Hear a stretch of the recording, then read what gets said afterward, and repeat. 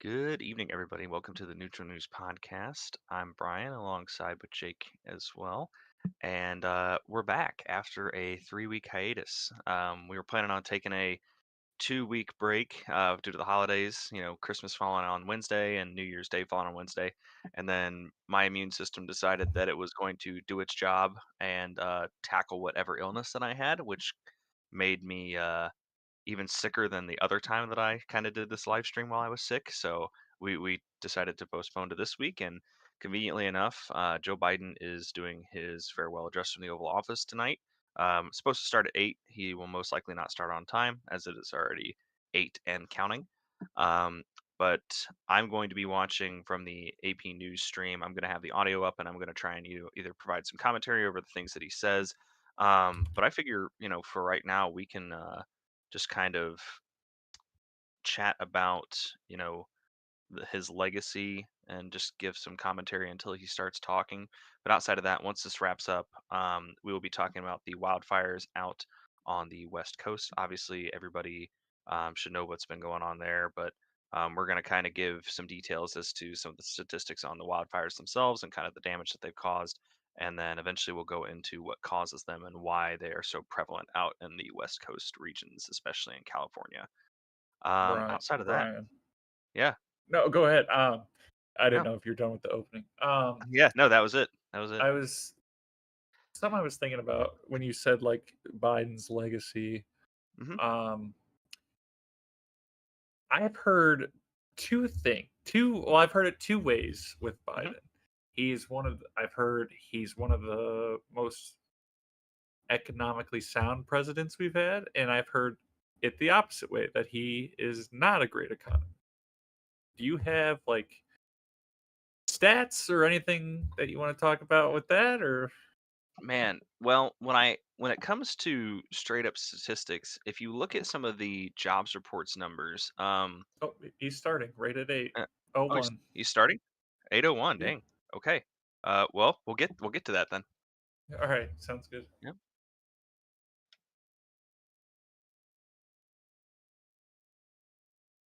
Oh, okay.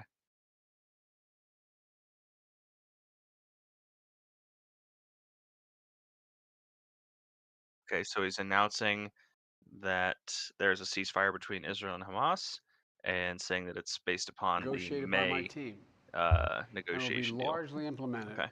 by the incoming administration. That's why I told Okay. my team to keep the incoming administration fully informed, because that's how it should be, working together as Americans. This will be my Okay. final address to you from the American people from the Oval Office, from this desk as president.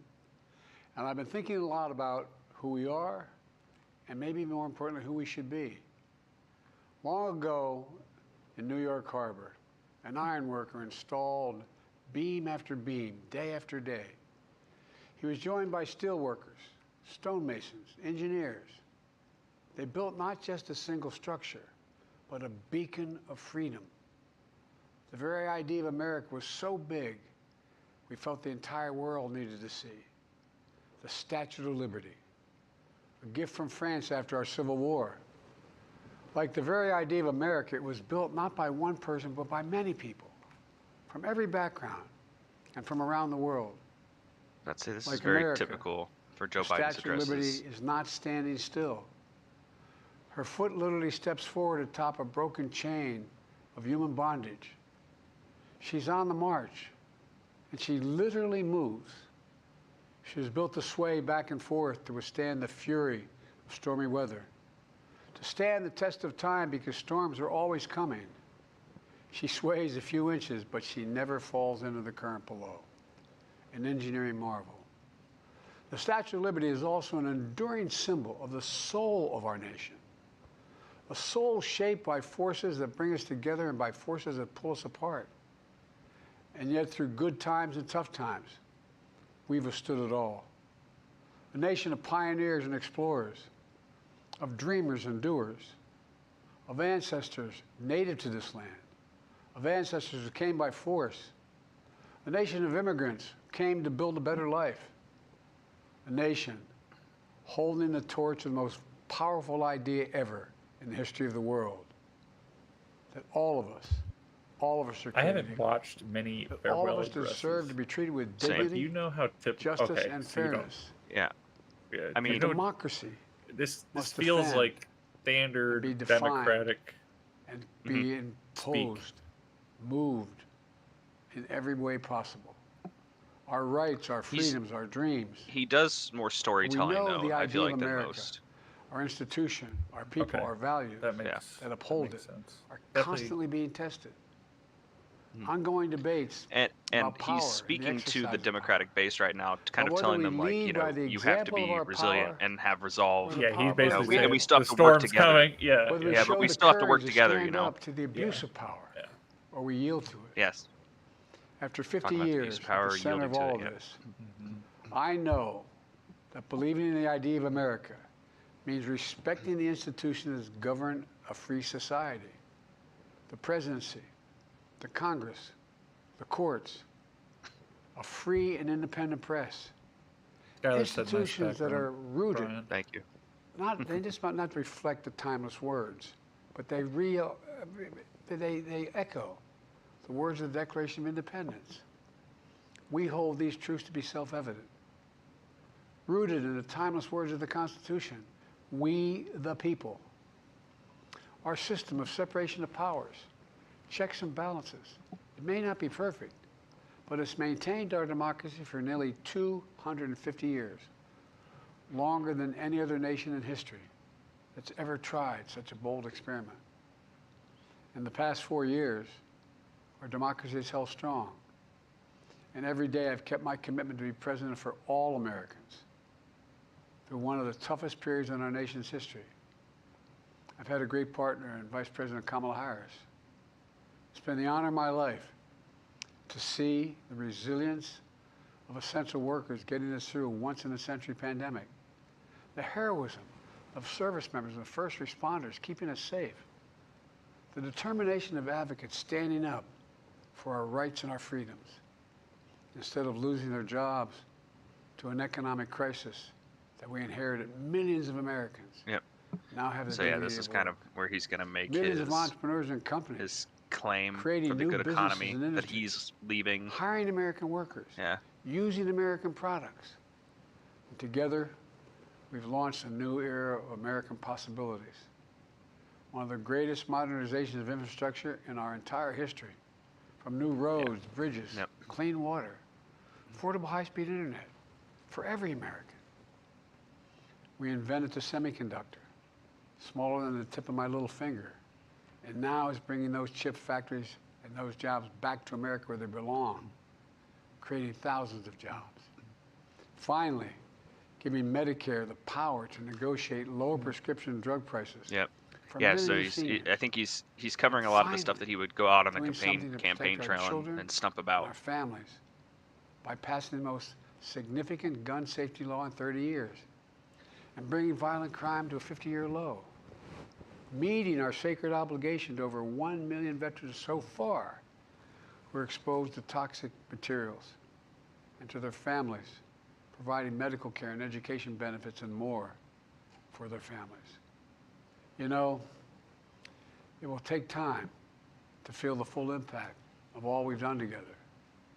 But the seeds are planted, and they'll grow and they'll bloom for decades to come. At home, we've created nearly 17 million new jobs, more than any other single administration, a single term. Is that an More people accurate have I number? health care than ever believe that's before. accurate if you believe And the overseas, numbers. we've strengthened NATO. Okay. So, yeah. Ukraine is still free. And we pulled ahead of our competition with China. And so much more. I'm so proud of how much we've accomplished together for the American people. And I wish the incoming administration success, because I want America to succeed. That's why I've upheld my duty to ensure a peaceful and orderly transition of power, to ensure we lead That's by to the be power of our expected example. that he would Mhm. take credit Right. for the peaceful I have transition. no doubt that America's Right. in a position to continue to succeed. That's why my farewell address tonight, I want to warn the country of some things that give me great concern. Oh, okay. And this is a Wow. dangerous and that's a Okay. dangerous concentration of power in the hands of a very few Concentration of power. ultra-wealthy people. and the dangerous consequences if their abuse of power is left unchecked. Today, an oligarchy is taking shape in America of extreme wealth, power, and influence that literally threatens our entire democracy, our basic rights and freedoms, and a fair This is a shot very for bold everyone statement. to get ahead. We see the consequences all across America, and we've seen it before. More than a century ago, but the American people stood up to the robber barons back then and busted the trusts. They didn't punish the wealthy. Just made the wealthy play by the rules everybody else had to. Workers want rights to earn their fair share. You know, they were dealt into the deal, and it helped put us on a path to building the largest middle class, the most prosperous century any nation in the world has ever seen. He's talking about the early 20s, gotta you do know, that kind of the again. boom and bust, and then leading The to, last 4 you know, years, obviously that's the exactly growth what of the we've middle done. class in the late People should be 40s, able to make 50s, as much as and they early can, 60s. but play by the same rules. Pay their fair share of taxes. So much is at stake. Right now, the existential threat of climate change has never been clearer. Just look across the country, from California to North Carolina. That's Okay, why I so signed the most significant homage. climate and clean energy law ever in the history of the world, and the rest of the world is trying to model it now. It's working, creating I don't know if that's jobs and 100% true, but of the I know future. that he did Now, we've obviously proven we sign don't have to choose between the protecting the legislation to environment improve, and growing the um, economy. We're but doing I don't know if both. the entire world is going off it, because we Powerful obviously have the forces Paris Climate Accords. want to wield their unchecked influence to eliminate the steps we've taken to tackle the climate crisis, to serve their own interest for power and profit. We must not be bullied into sacrificing the future of our children and our grandchildren. We must keep pushing forward and push faster. There's no time to waste. It's also clear that American leadership in technology is an unparalleled source of innovation that can transform lives. We see the same dangers of the concentration of technology, power, and wealth. You know, his farewell address, President Eisenhower spoke of the dangers of the military-industrial complex. He warned us then about, and I quote, the potential for the disastrous rise of misplaced power, end of quote. 6 decades later, I'm equally concerned about the potential rise of a tech-industrial complex that could pose real dangers for our country as well. Okay, Americans are being interesting. buried under an avalanche of misinformation and disinformation, That's very true. enabling the Hey, abuse that's why of we're here. power. Yeah. The free press is crumbling. Editors are disappearing. Thanks for the shout out, Biden. Social Yeah, media is thanks. giving up on fact-checking. The truth is smothered by lies told for power and for profit. We must hold the social platforms accountable to protect our children, our families, and our very democracy from the abuse of power. Meanwhile, artificial intelligence is the most consequential technology of our time, perhaps of all time. Nothing offers more profound possibilities and risks for our economy and our security, our society, for humanity. Artificial intelligence even has the potential to help us answer my call to end cancer as we know it. But unless safeguards are in place, AI could spawn new threats to our rights, our way of life, to our privacy, how we work, and how we protect our nation. It's very true. We must make sure AI is safe and trustworthy and good for all humankind. In the age of AI, it's more important than ever that the people must govern. And as the land of liberty, America, not China, must lead the world in the development of AI. You know, in the years ahead, it's going to be up to the president, the presidency, the Congress, the courts, the free press, and the American people to confront these powerful forces. We must reform the tax code, not by giving the biggest tax cuts to billionaires, but by making them begin to pay their fair share. We need to get dark money. Interesting That's that segue hidden there. funding behind too many campaign contributions. We need to get it out of our politics. We need to enact an 18-year term limit, time and term, for the 18 year? strongest ethics reform and the First strongest for ethics reforms for our Supreme Supreme Court. Court. Oh, okay. Oh, okay. Yeah. We Okay. need to ban members of Congress I didn't know where he was from going trading with that. stock while they're in the Congress. We need to amend the Constitution to make clear that no president is immune from crimes that he or she commits while in office. The president's So power is not limited. It's I not think absolute. he's trying It to shouldn't be. cement his In a legacy. democracy, Like there's another if danger and when some of the stuff to comes the to pass, concentration of power even and if it wealth. passes during Trump's It term, erodes a sense that's of gonna be kind unity of one and of those. common I said purpose. that we should do this. It I said causes that we should do this. distrust I said and that we should division. do this. Yeah, that's I kind of see. what I'm getting from Participating in it. our democracy Yeah. becomes exhausting and even disillusioning. And people don't feel like they have a fair shot. We have to stay engaged in the process. I know it's frustrating. A fair shot is what makes America America. Everyone's entitled to a fair shot, not a guarantee, but just a fair shot, an even playing field, going as far as your hard work and talent can take you. We can never lose that essential truth, remain who we are. I've always believed, and I've told other world leaders, America can be defined by one word: possibilities. Only in America do we believe anything is possible.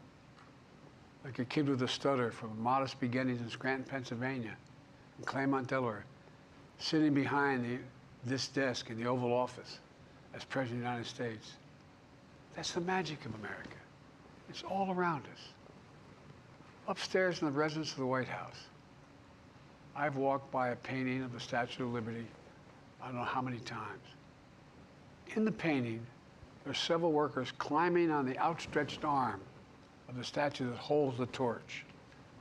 It reminds me every day I pass it of the story and soul of our nation and the power of the American people. There's a story of a veteran. This is a veteran, the son of an immigrant, whose job was to climb that torch and polish the amber panes so rays of light could reach out as far as possible. He was known as the keeper of the flame. He once said of the Statue of Liberty, quote, speaks a silent universal language, one of hope that anyone who seeks and speaks freedom can understand. Yes, we sway back and forth to withstand the fury of the storm, to So he's stand the wrapping it test up. of time. A constant struggle, a short distance between peril and possibility. But what I believe is the America of our dreams is always closer than we think. And it's up to us to make our dreams come true. Let me close by stating my gratitude to so many people, to the members of my administration, as well as public service and first responders across the country and around the world. Thank you for stepping up to serve. To our service members and your families, it's been the highest honor of my life to lead you as Commander-in-Chief. And of course to Kamala and our incredible partner, a historic Vice President. She and Doug have become like family, and to me, family's everything. My deepest appreciation to our amazing First Lady who's with me in the Oval today, for our entire family. You're the love of my life and the lives of my love. My eternal thanks to you, the American people. After 50 years of public service, I give you my word. I still believe in the idea for which this nation stands.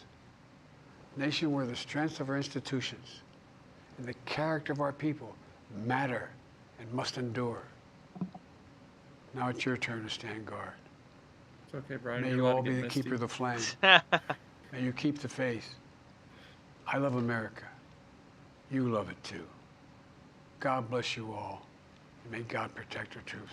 Thank you for this great honor.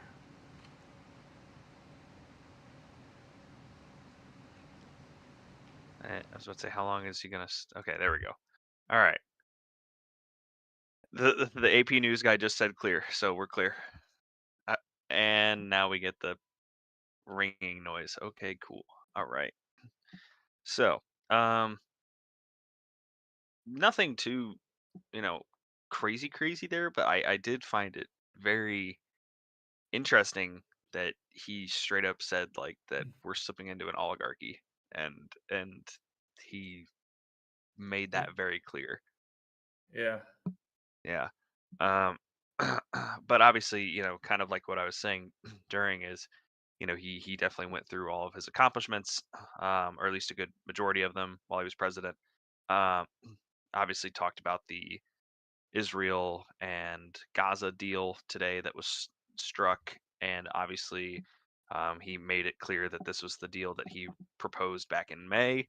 Um, I think that was a subtle dig at Democrats as well, if I'm being quite honest with you, because people were asking, even up until the election, like, why isn't there a deal done? And he's saying that this deal that just got approved was the one that he proposed back in May, the exact same one. Mm, So I think he was trying to make a point, like, this is it. Like, he's like, I proposed this back in May before he even dropped out of the presidential race, you know. right. So I think that was um, a very subtle middle finger to the Democrats, and just kind of like saying like, I told you guys this is I was doing my best, but if no sides want to agree, then that's not on me. So, but yeah, outside of that, it wasn't too shocking of a farewell speech. Like I said, I think he was just trying to cover all of his bases and talk about his legacy. You guys have any thoughts outside of kind of what I threw out there? Feel free to chip in as well, Zachary. I Um, really the only thing I've got is it's pretty. It feels like what would be a pretty standard, farewell address, with Mhm. the exception of the being really worried about who's rising to power in the country.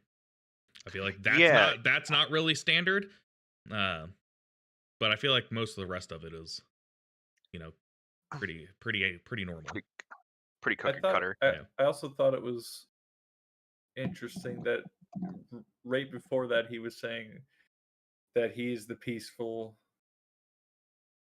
like peaceful transition. Then he goes out and calls them all out. I thought that was Yeah, interesting. yeah.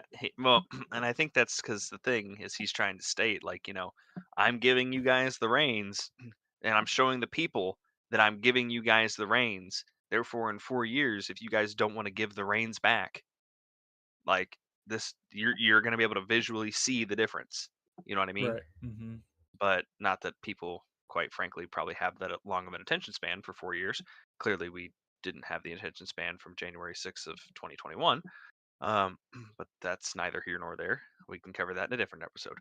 Um, yeah. Uh, but yeah, what I think was the most striking, kind of going off what Zachary said, is that this was a pretty typical farewell address, and most times American presidents are going to be like, be on the lookout for a rising China, be on the lookout for a rising Russia, which, actually he didn't actually mention Russia once. He only mentioned the fact that Ukraine was free. He never mentioned Russia as a country once. He only ever mentioned China. So I think the United States is pretty convinced at this point that China is our near peer adversary that we're really focused on. Obviously, Russia has a lot of nukes, and that's concerning. But when it comes to just straight up industrial might and competition, the United States clearly sees China as the threat, at least if you go off of Joe Biden and his mentioning of the country. I think probably almost what 6, 7 times.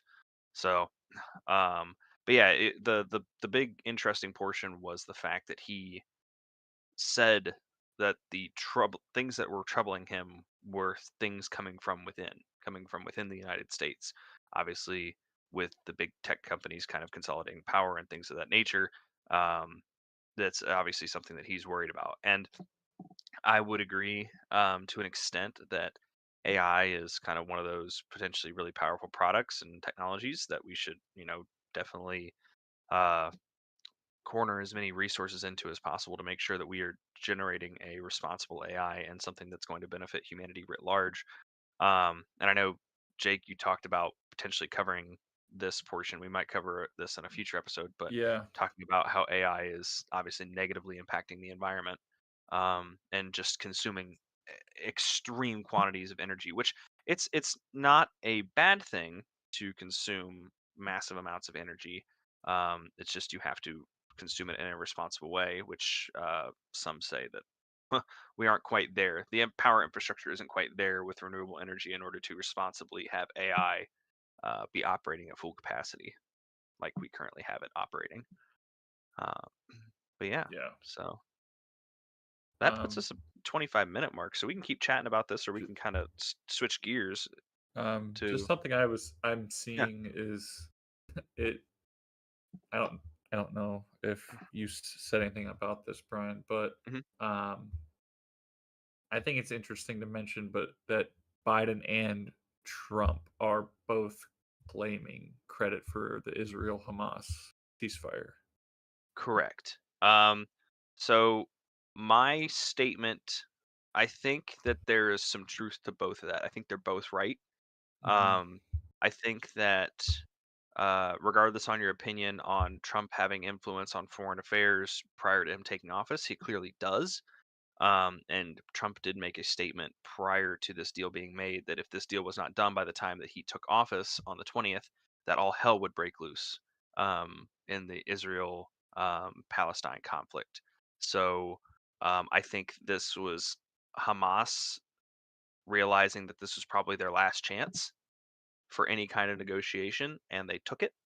Um, it just so happened to be the deal that Biden proposed back in May. So I think it's both of Mm-hmm. them. Both of them have every right to claim some success here. Trump's was obviously a little bit more bold and brash compared to the typical diplomatic side of creating these deals, but there's something to be said for the fact that the deal wasn't going to get done unless a threat like that was clearly made. And people know that what Trump says, he typically means in that regard. You know, if he says he's going to do something that's bold and brash, he'll probably do it. So Mm-hmm.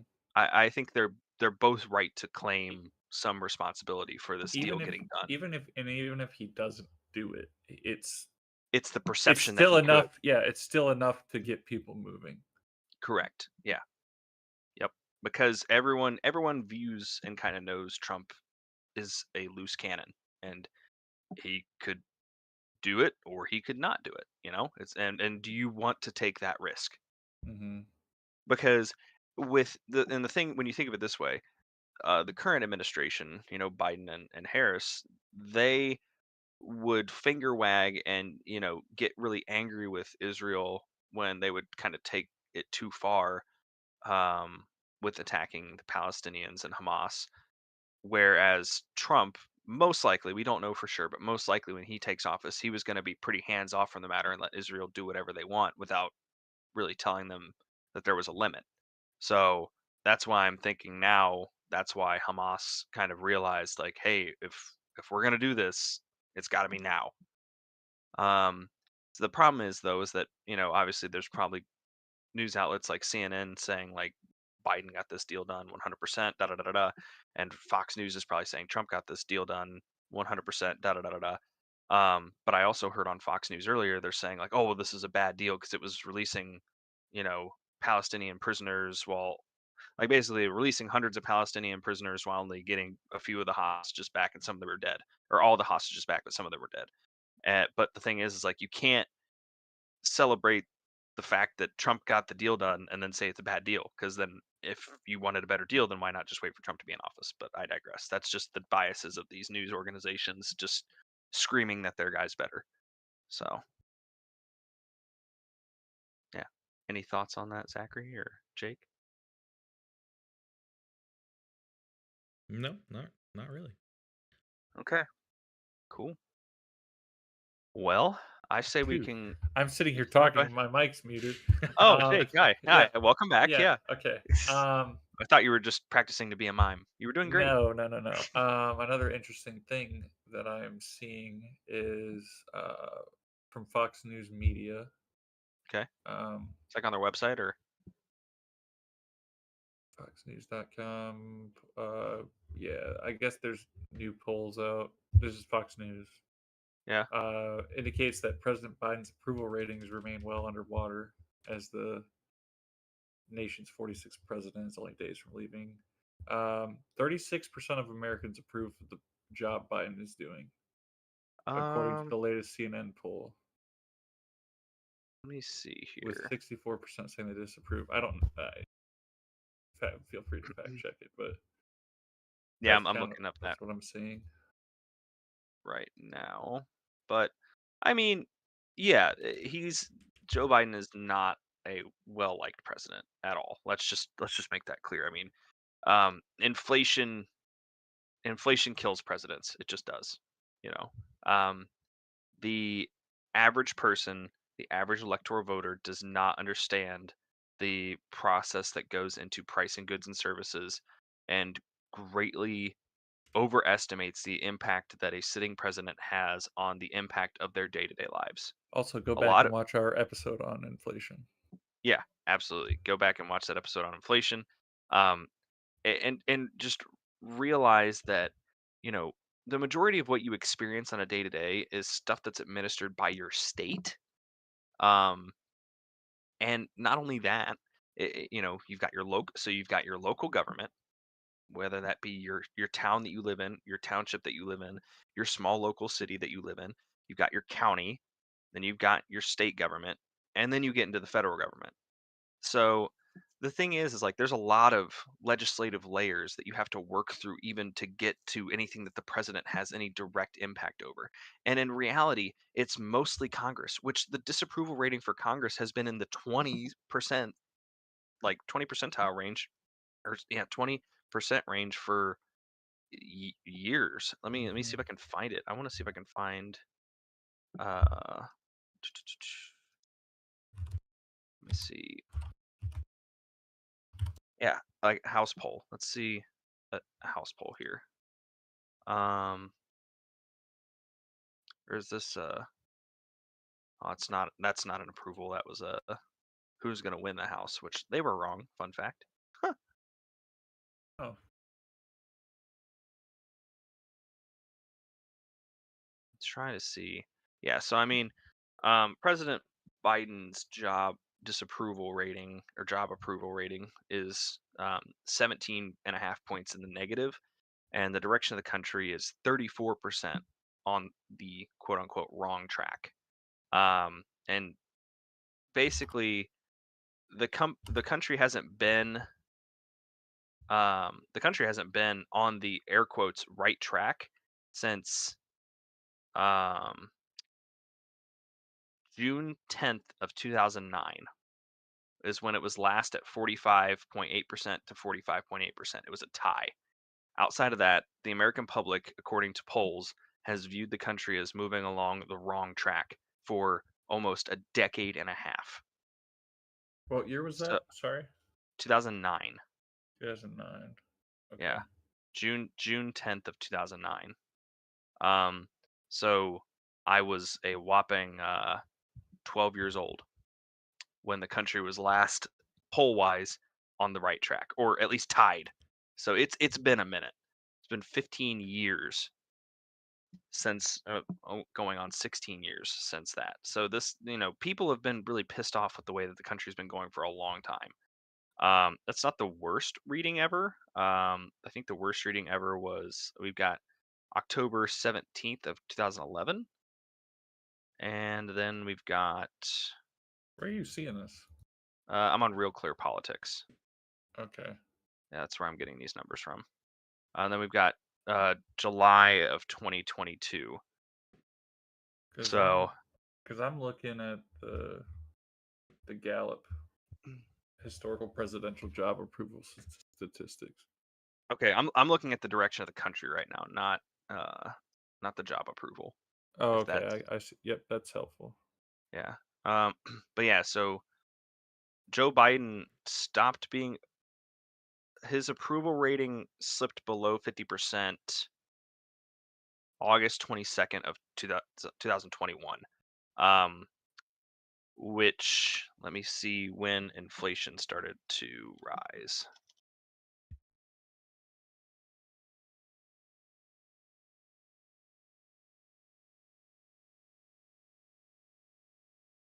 Doo-doo-doo.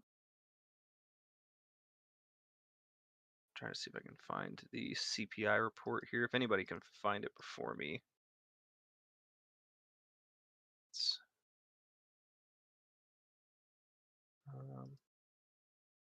CPI over time.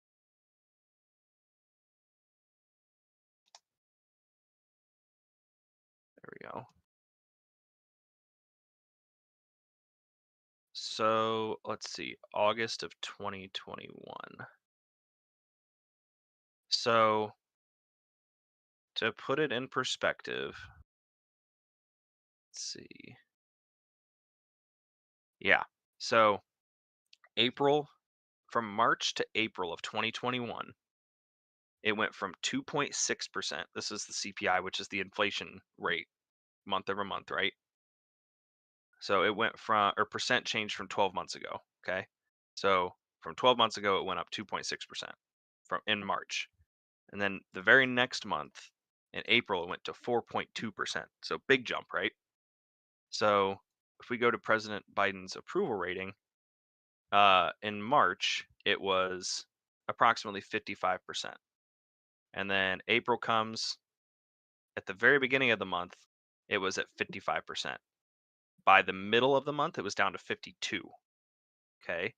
So then in May, it goes to 54, and the CPI goes to 5, then 5.4, 5.4, 5.3, 5.4. So inflation is up to 5% now, like consistently.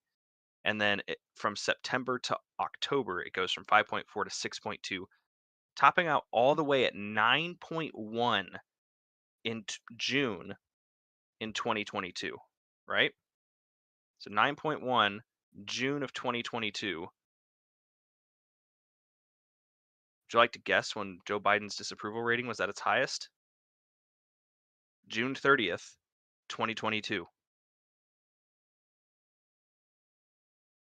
Even July 6th, after the debate performance, his disapproval rating was exactly the same.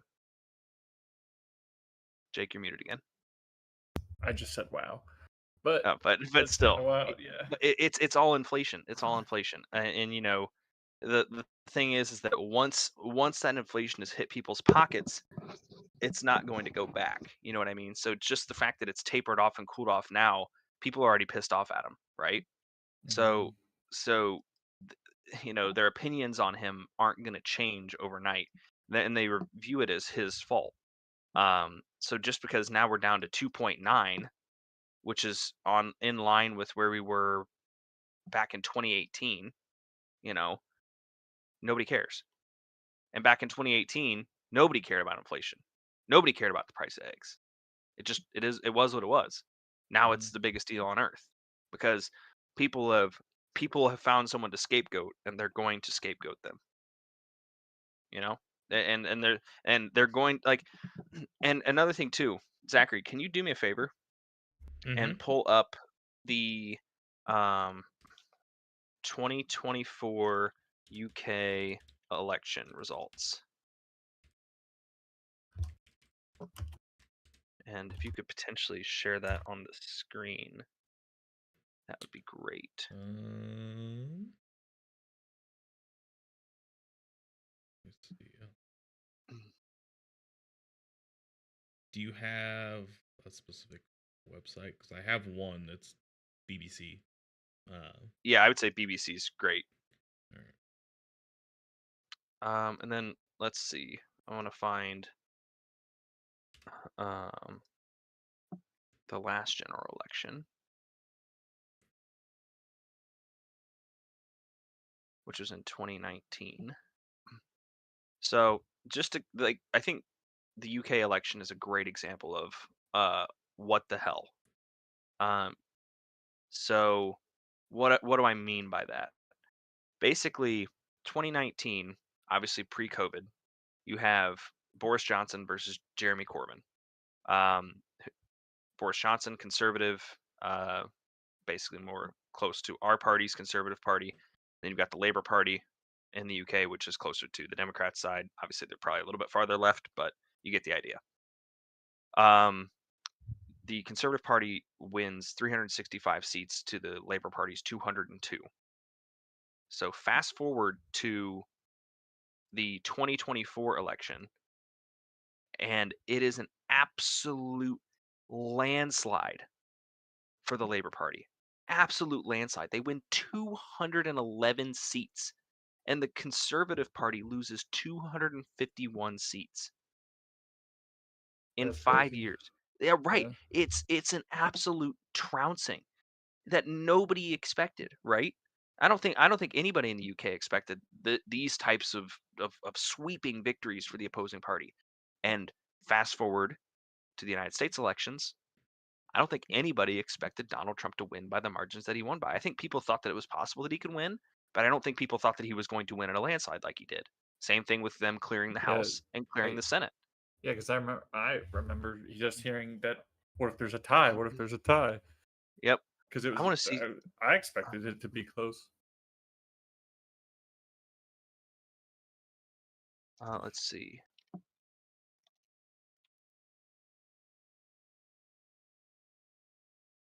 Let's see.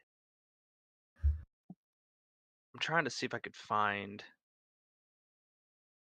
because there was some. I don't remember where this was, but it was some crazy statistic as like I think it was like a third or a half of the entire world had an election this year, and I think that there was another statistics that said like almost 70 to 80% of every government on the planet the incumbents lost because of the inflation that went around the globe. So people just voted out the incumbents. They didn't care who was in power. They just said, "You're responsible. You're gone." Even Yep. though this is all derived from supply chain issues and COVID and then an expansion of the monetary system, which, might I add, happened during Trump's administration because Biden didn't take office until after the majority of the financial stimulus for COVID was passed. But yet people don't understand that. People don't understand that, which is why the United States, this election wasn't a United States phenomenon. This was a global phenomenon driven by inflation, which is why you saw the UK's government completely flip. I mean, And Modi's reminder: inflation is global, not correct, and the not United per States country. is one of the best countries in the world still on inflation right now. We have some of the lowest inflation rates on the planet compared to economies of similar size and function. But like I think Modi, actually I think this is an interesting one. So I know, and I'll cut this short here so we can talk about the wildfires. India election. No, I mean, I think this is interesting. Like this stuff is. I'm learning too. Yeah, Like this is good. it's just it's fascinating stuff. So It really is. so so uh Narendra Modi. So the I'm not sure if he's the president or the prime minister of India. I'm not sure what his official title is. Um, prime minister. So he's been the prime minister for uh over a decade now. So he won 282 seats in 2014, which gave him 300. So in 2014, he had 336 seats to his opponent's party's 60. So a huge majority in the government, right? Huge majority. So the very next year, he goes to 353 seats against 91. So he loses a little bit of his majority, but he still has a really, actually he actually gained seats, but so did the majority of the opposing party because I'm guessing the population of India increased, so they made more congressional districts or their version of congressional districts. They actually had almost a billion people vote in 2019. And then 2024 comes. So he lost 60 seats in 2024, and his opponent gained 143 against him. So his majority went from 353 to 9 like so 353 versus 93 seats to now it's 293 seats to 234 seats. He lost a massive amount of seats comparatively. The government went from being primarily his party, like with a supermajority, to now he has just a pretty I mean, still sizable majority, 60 seats, but the fact that it's not 200 seats, just goes to show you that governments around the world met very, very changing of opinions due to inflation. People wanted change, whether it was um, the politicians' fault directly or not. People wanted a different government in place. It doesn't matter what country. So, just something very interesting to think about. Mm-hmm. Yeah, I can agree. Yeah, I'll I don't definitely know. be I don't know if reading that's what that about was. it. Yeah, definitely About read it. about that. Yeah. And Morgan, I don't know if that woe was in regards to that, but yeah, I mean that's definitely some woe stuff to me. It's just one of those things that you don't think about. But yeah, You the hear about world, it, but you don't right, you don't sit there and try to understand exactly what's happening. right. But I mean, like I guarantee you, You I just could have to go. ask questions. hmm Yep. Yeah. I think I'm gonna look at one more. But if you guys want to get your stuff pulled up for Yeah. the wildfires, go right ahead. Yeah. So basically I just wanted to like cover Those it just as of today like what's going on with some of the wildfires and the just kind of some statistics that I'm seeing. Um, and I have these on the New York Post, the Times, and the Sunday Times, and like Business Insider. Um, but basically, as of January 15th, today, Southern California is grappling with severe wildfires, uh, notably the Palisades and Eaton fires, which have become the most destructive in the region's history. Um, some key details: uh, 23,700 acres are affected. More than 5,300 buildings have been destroyed. Um, an estimated $250 billion in losses. That was just for the Palisades fire. Eaton fires, over 14,000 acres. Um, they've contained approximately 33%, and at least 25 fatalities have been reported.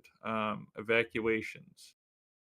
Approximately 88,000 residents under evacuation orders, with an additional 84,000 on alert. Um, and then some contributing factors: weather conditions, persistent high winds with gusts up to 80 miles per hour have exacerbated the fires. There's a severe drought in that area in California. A lot of the times there's a drought. Um, Technically, Ohio was in a drought for a while, but you would never know. Feels like it rains all the Uh, time. I was gonna say you could tell that it was in a drought in our neck of the woods. I actually wasn't. That's Actually, I fair. take that Yeah. back. So I just want to build off that. I actually took Hmm. a little mini vacation to southeastern Ohio during the peak of the drought. Hmm. There were portions of Hocking Hills, which, if anybody's watching, that's a state park in southeastern Ohio. And there were like the waterfalls that you would go and see. Like there was one where it was literally like a trickle. Like literally somebody could have just been like holding a gallon of water at the top of the waterfall, and that's literally all the water that was coming out of it. Was just like imagine if you dumped open a gallon of water and just going like Oh, that's geez. literally all it was coming out. Yeah, and typically it's a full-fledged waterfall. Waterfall. It was Yeah. it was crazy. Like it was genuinely like I was like, isn't it supposed to be more impressive than this? And then with climate change, increased temperatures and volatile rainfall patterns have intensified fire conditions. Um, over 85 or over 8,500 firefighters are actively battling the blazes. The National Guard and international aid have been mobilized to support firefighting operations. Um, Gavin Newsom, the governor, has declared a state of emergency and is advocating for increased funding for wildfire response. Um, I also heard, Brian, that's all I have for my stats, but um, I also heard that I don't know if it's true or not, but did they like pull reserves, like water reserves, right before the No, fires? Okay. they did not. Okay. All right. So yeah, that's misinformation going around. Miss. Okay, that's what So I thought. I yeah, was like, that doesn't seem right. yeah. Okay. What Yeah, you can go ahead, say.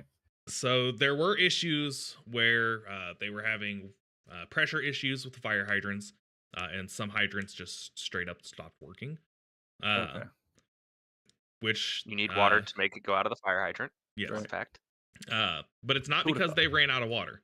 Their reservoirs and whatnot are full. Actually, Okay. they had a decent amount of rain late last year, early this year. They recovered a lot of what they had lost. However, since May, they've gotten virtually nothing. So they are, like you mentioned, they are in drought conditions again. Uh, Mhm. so the governor of California has issued or launched an investigation into why the hydrants stopped working.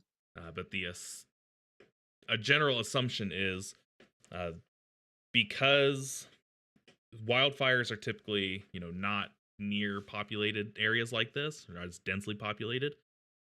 Uh, the Cal Fire typically they'll use water tenders to go put out the fire. So basically, they have big trucks full of water that they use to get into the more remote locations.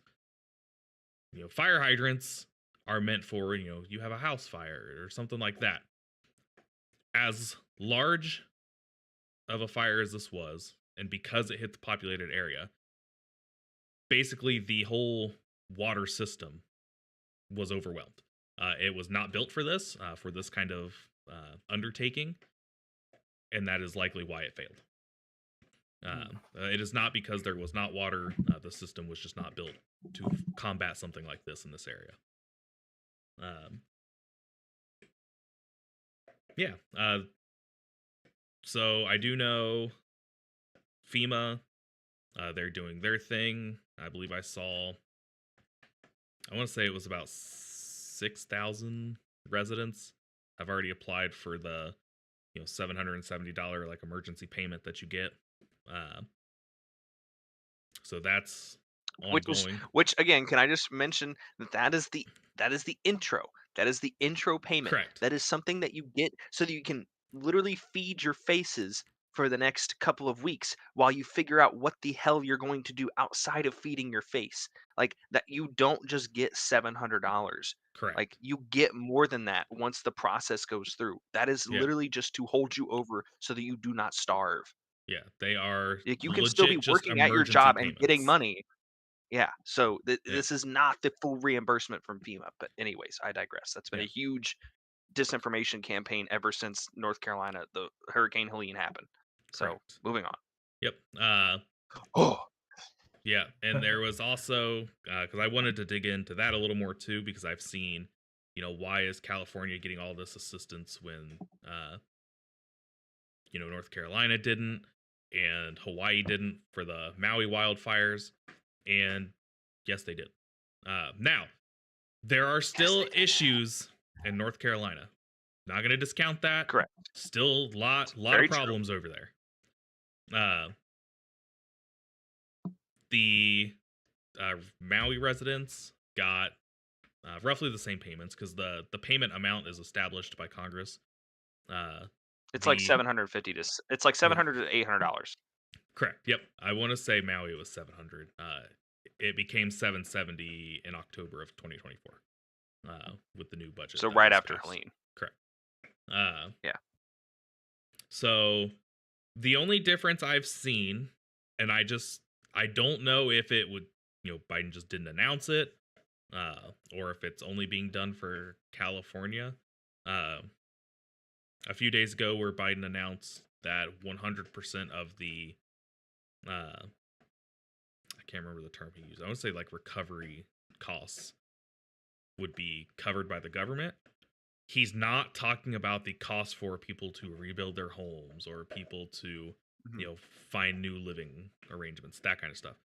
What he was talking about And my guess is when the new administration comes in, this is not going to be the case. So in the end, it doesn't matter. He's talking about wages to the firefighters and to the first responders on the ground, evacuating, fighting fires, and debris removal are the two big things that he was saying the government was going to support the cost of. Gotcha. Biggest difference between this and, say, North Carolina is not just debris removal.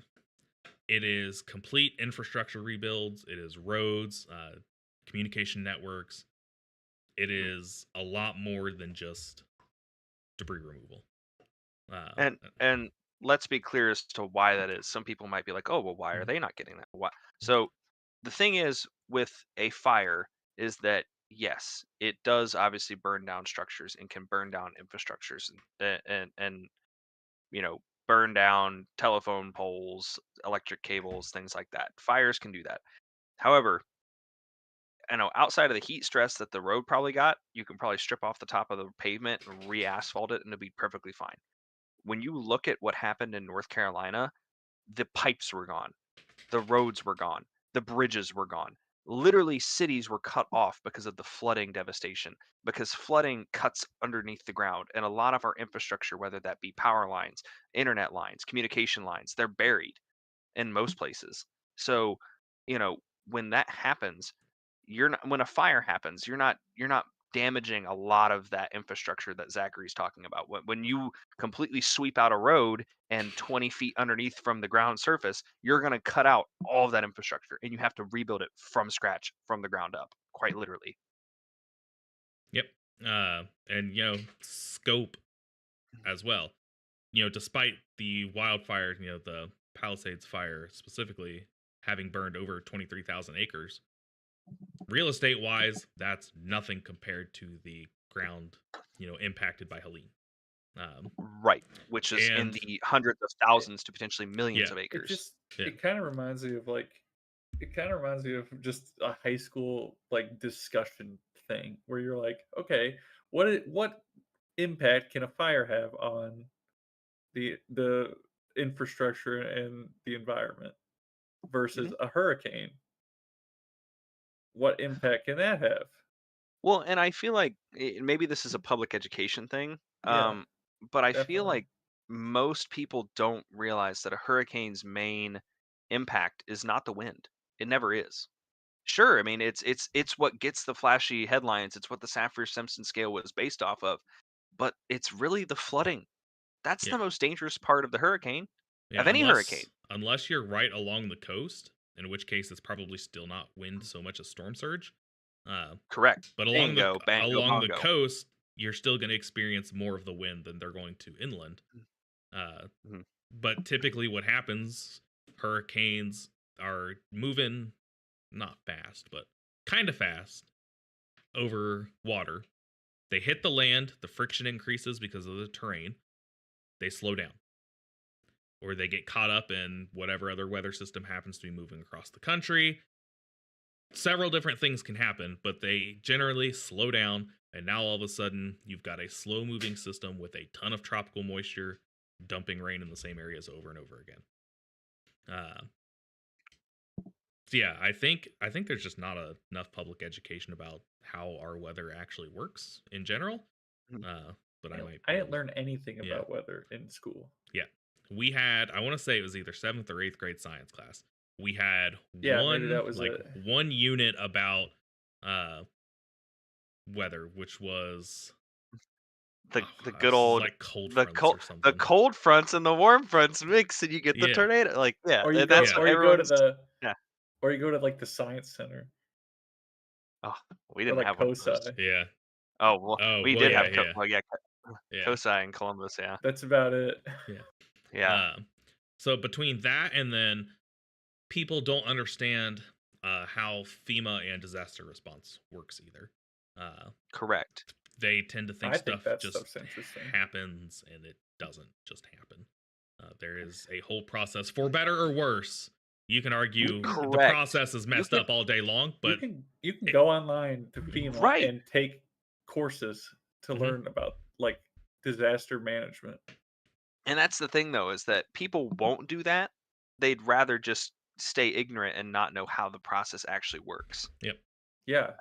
And it's one thing to fix the problem, Colin. What you're saying, Zachary, is like for Mhm. better or worse, it's just how the system is. That's a different argument. Hmm. It's you can agree that the system is shitty, but you at least can understand how the system, albeit shitty, works. Right. Because it's one thing to say the system's shitty and not have any idea how it works. Right. Yep.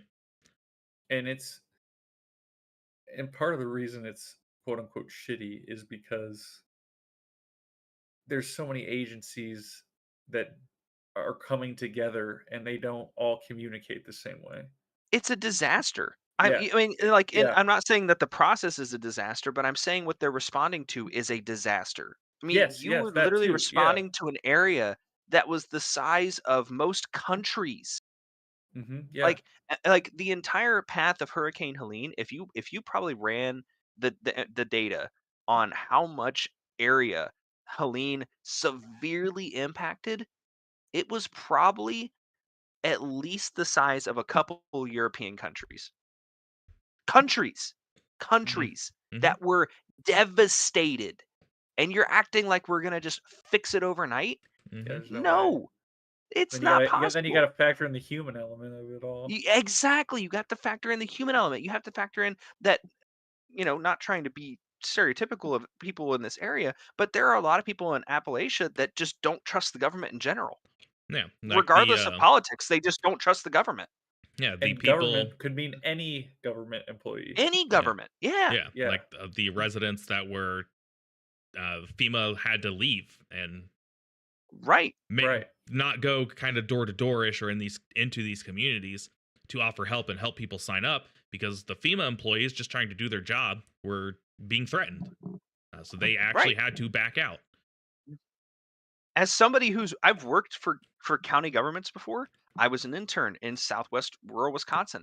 I was threatened with a gun in Southwest rural Wisconsin just trying to survey a culvert in under the road. Like, this stuff happens, and that is a factor that goes into these recovery processes. Because if the people can't get there to even talk to you to figure out what's wrong, then how are they going to help you? Yep. Uh, and then the only other thing I really wanted to talk about real quick is Mhm.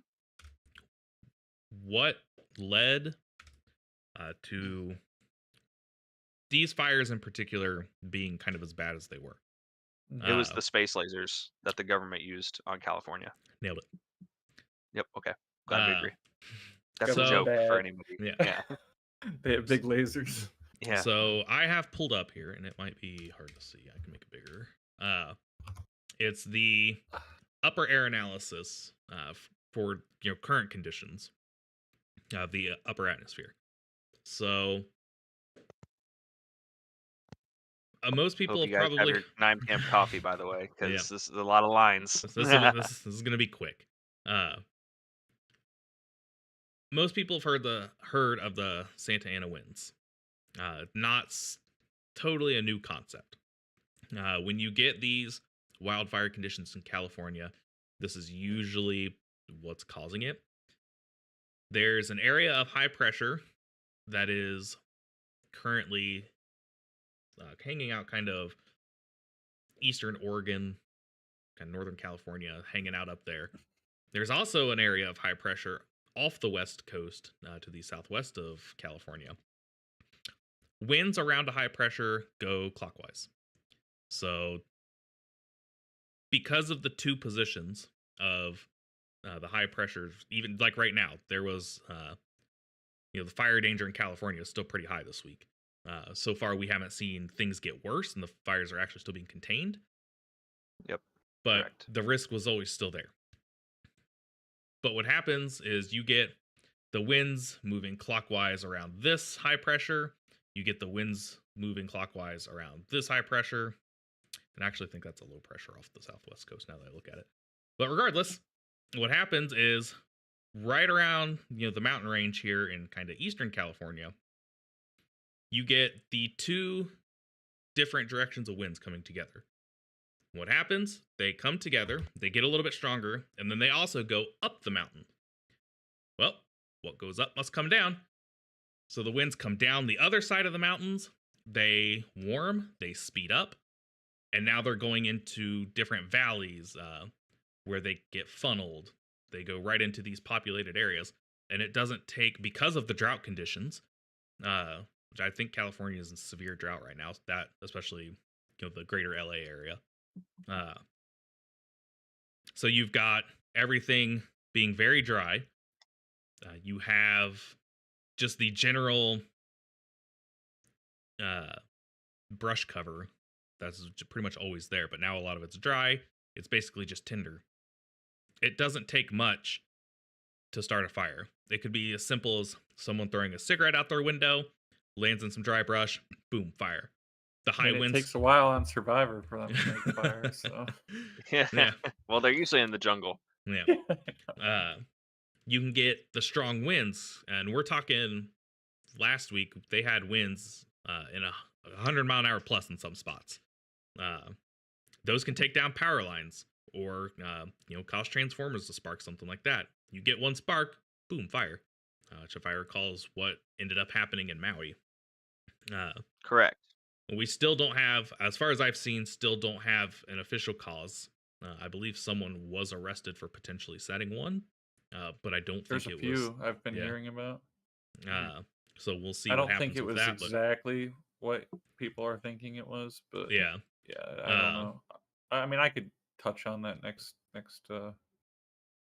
week. Yeah, right. But so essentially, this isn't a new thing, but as the climate changes, these droughts get worse. This isn't a thing that's going to go away. There's only so much land management you can do to stop these. When you get winds Correct. that are 70, 80 mile an hour, you get an ember that can carry for miles across the sky. They get some height, and because everything is so dry, doesn't take much of an ember to start anything, and that's how these fires spread so quickly. And they had periods where the winds lightened up as the storm systems moved off to the east. They were able to kind of get things a little more under control, but this isn't a problem that's going to go away. I want to chime in on the climate change issue. So, in case anybody out there watching this doesn't believe in climate change, let me make it very clear for you, very quick. You might not believe in climate change, but your insurance provider does. So, if the multi-million-dollar company that determines how much money you're going to have to pay for your house insurance believes in climate change, you better start believing in it too. Just want to throw that out there. Because they don't care if you don't believe in it or not.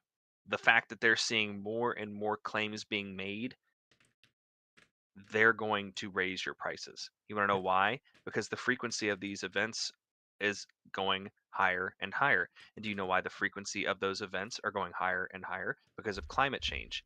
And therefore, if the frequency of those events keeps going higher and higher, the insurance premiums are going to go up and up. Or in some cases in Florida, they're just going to stop covering. That's how they should teach. That's how they should teach about climate change. If people don't want to look any other way, yeah. If I mean, that's fine if you don't want to believe in it, but your insurance company surely does. Right. So. It's gonna, money. Yeah. More money. Money. Yeah, literally. Just up here in northern Ohio, we had the warmest year on record with an average temperature of 54, I want to say it's like 0.6 degrees. Not official because of some missing data that would have made it slightly cooler by like a tenth of a degree, maybe. However, that beats the record for warmest year of last year.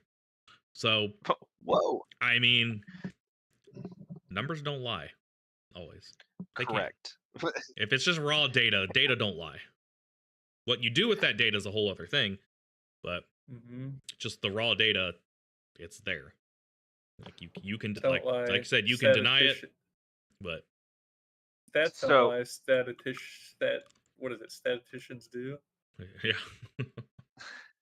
So I also I mean, we've got as much time as we want because it's our show and we can run it however long we want. Yeah, deal with it. I gotta go to bed soon. We'll get there. You'll get your beauty sleep, I promise, Jake. Thanks. Um, no problem. But I want to dive into something real quick because in Ohio it's colder than shit out right now, right? And it's been cold pretty much ever since the beginning of the year. And it's going to get even colder And next week, folks, just in case you didn't know that. correct, right? Yeah. So now the layman, right? The uninformed individual is going to say, well, how can the climate be changing and getting warmer if it's been absolutely frigid the whole entire month of January? Well, this is contrary Where to you live popular. at? Well, no, but here's the thing: is that it's contrary to popular belief, and Zachary, back me up if I'm wrong here.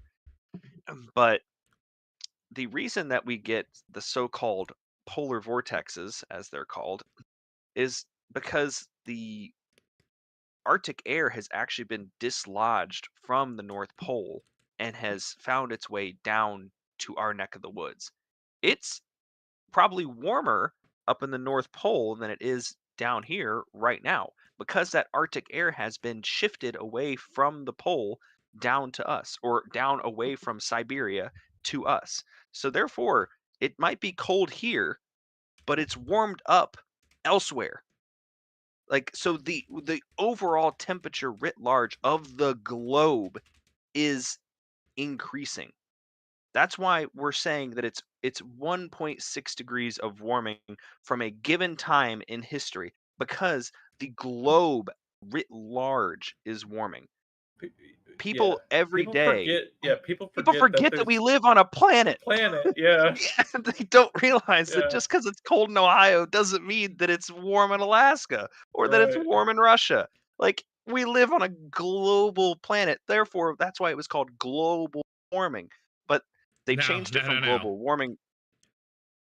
Oh, What if the Earth is flat? Then what? Then what?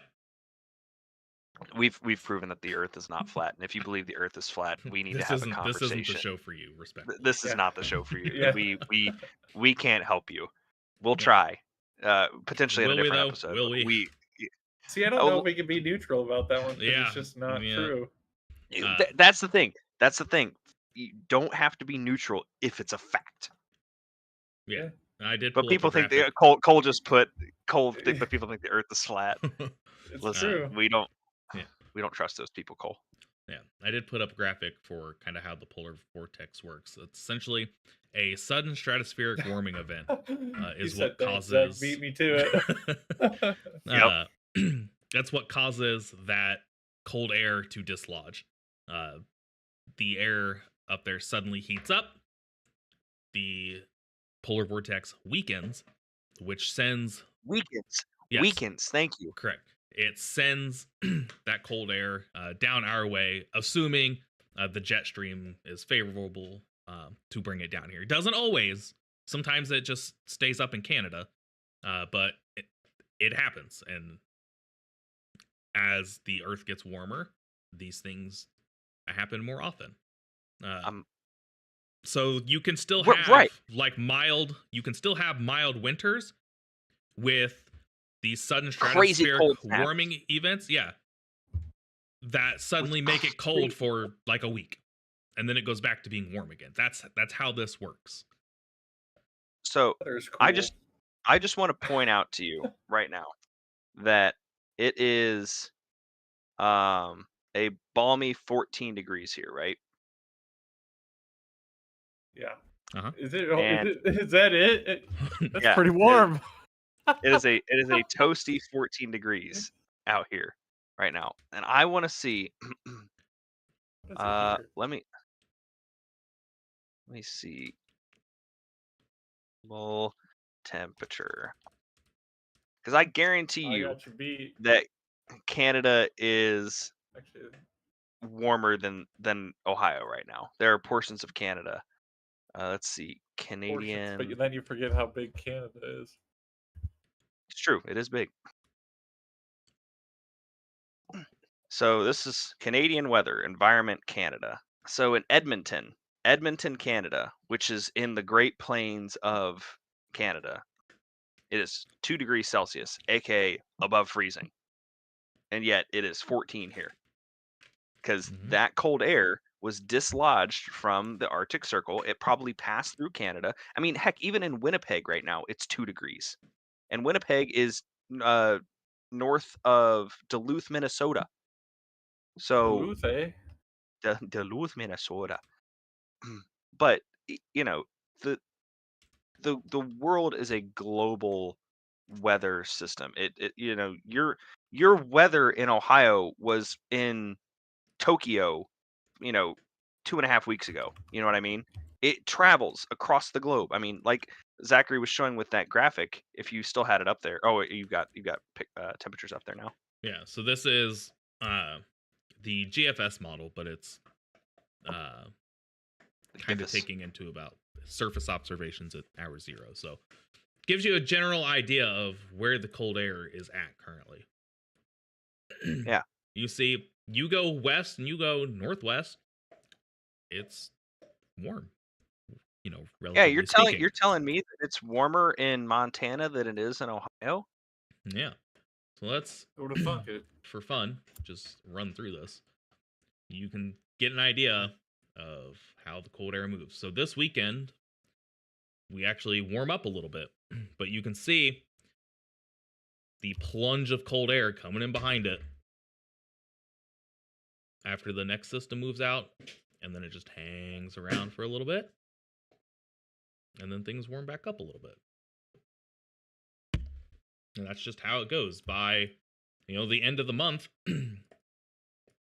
we might see some 50s if you believe the model. Whoa. We might see 60 if you believe the model, which I'm cool with is that. that's still far out, but the general It's a nice trend break from is this cold. yeah, we go from this cold, we warm up a little bit this weekend. The next shot of cold air comes in, and then we warm back up until And, and so that's the big thing. That's the big thing is that yes, you're gonna get met with these really severe cold shocks, but what we're saying is that let's just say we have an average temperature in January of 31 degrees in Ohio. I don't know what it is in Springfield, but you get what I'm saying. We have an average of 31 degrees.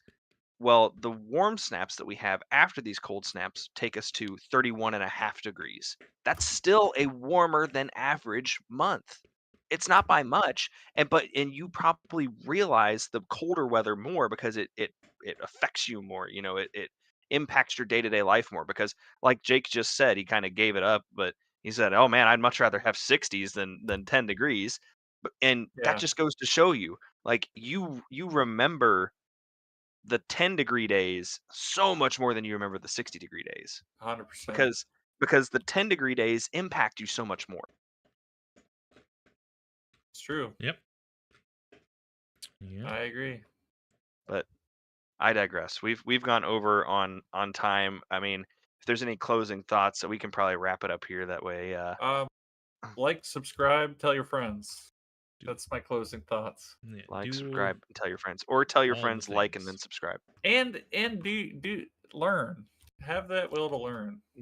Yes, Yeah, go do yes. your own research and I'm come in here and still challenge learning. us one week. Yeah, Do yeah. do your own research responsibly. Okay. Do your Yes, own yes. research responsibly. It's one thing to go do your research, but check your sources. Check where you're getting that information from. Check where they're getting that information from. Check to see where that person Be who be wrote the story got their information from. be a skeptic. Yeah, don't be afraid to call people out. Like when something just blatantly isn't true or doesn't make sense, Yeah, don't be afraid to if challenge it. if Mhm. we're wrong, I want to know.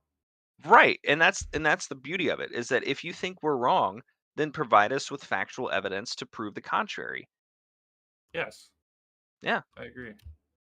I mean, that's what we're here to decipher through all the weeds and get And to drink the energy meat drinks and at 9:20 potatoes. p.m. What was Fun. that? A And kickstart? drink energy. No, that's a ghost, not a sponsor. Kind of wish they would though. Yeah, you can't really see that, but thanks. That was a nice try. Yeah. Well, it's a ghost. Yeah, I don't know. Ah, One day. all right. One day.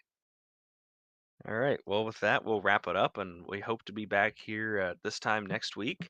And as long as I'm not dying of an illness, and there's no Or holiday, which I don't think there is. just you. Yeah. Yeah, What if just one me. of us You is guys If can the dying? tough rest it of out. us are You guys can dying, tough it out. sucks for us. You guys can tough it out. Especially you, Zachary. You don't even, you just take a cough drop and be good to go. That's right.